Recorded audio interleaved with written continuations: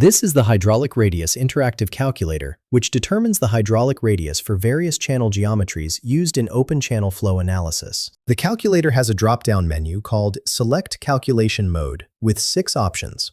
Rectangular channel, calculate RH. Trapezoidal channel, calculate RH. Circular pipe partially full, calculate RH. Rectangular channel, find depth from RH.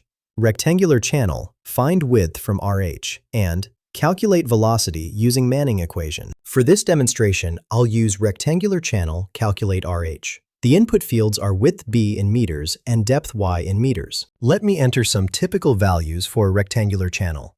After clicking Calculate, the results appear below. The calculator displays the cross-sectional area of flow, the wetted perimeter, which is the length of channel boundary in contact with water, and most importantly, the hydraulic radius, RH. The hydraulic radius equals the area divided by the wetted perimeter and is a critical parameter for calculating flow velocity and discharge in open channels. This value is essential for Manning's equation and other hydraulic calculations in civil engineering design. Find the link in the description below.